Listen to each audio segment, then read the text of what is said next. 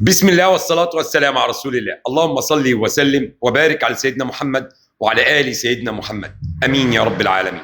إخواتي، الزمالك وعدته، جمهوره حافظه، يجي مدير فني أجنبي، يجي مدير فني محلي، يجيبوا لعيبة محليين، يجيبوا لعيبة أجانب. الزمالك ما بيغيرش عادته، العادة المحفوظة. إيه يا أولاد العادة المحفوظة؟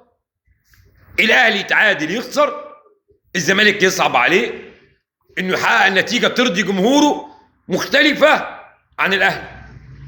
فالزمالك وجمهوره طول الليل اقل من 24 ساعه بيحفل على النادي الاهلي والتعادل، وقد ايه الاتحاد بقى جايب حارس عالمي، جاب نوير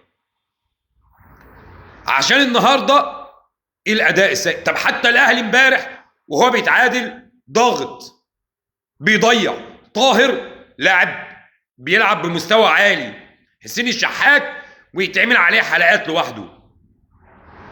عشان النهارده ايه مصطفى شلبي وايه مشلاك شيكابالا، الامور كلها مش مظبوطه.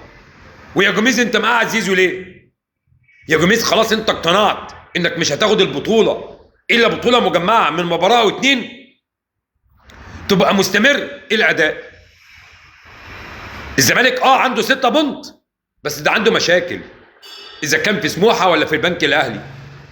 عشان النهارده الصوره تكمل، الزمالك في الشوط الاول تسديدتين بس، ما عملش حاجه.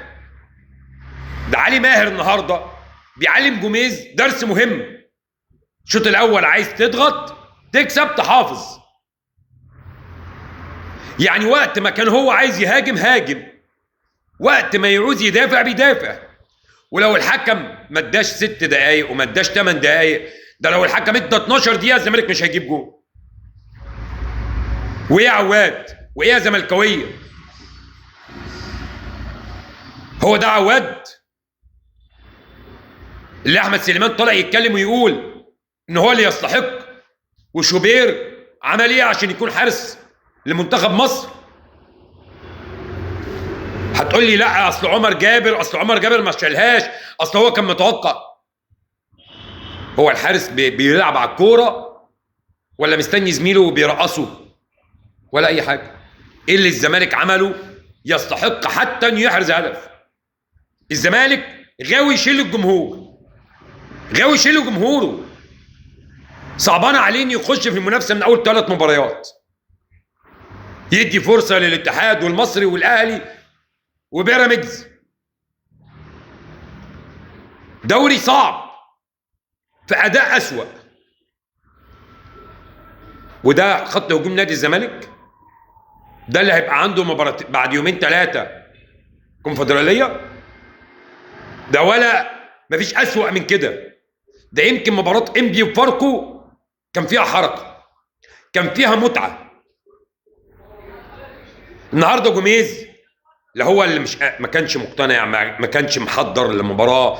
علي ماهر اذا كان جوميز بيعمل عقده وبيحضر كويس لكولر، النهارده بسم الله ما شاء الله علي ماهر عقده لجوميز في الدوري.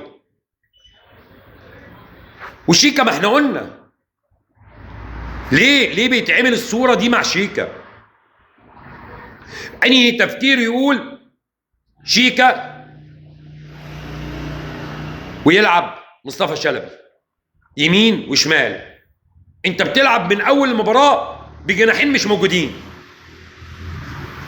انا بنتكلم على المباراه عشان ما حدش يرد في التعليقات ويقول تاريخ شيكا واسطوره شيكا ما حدش بيتكلم فيها. لكن ايه اللي اداه النهارده؟ عمل سبرنت اتصاب ولا اي حاجه، ولا اي حاجه.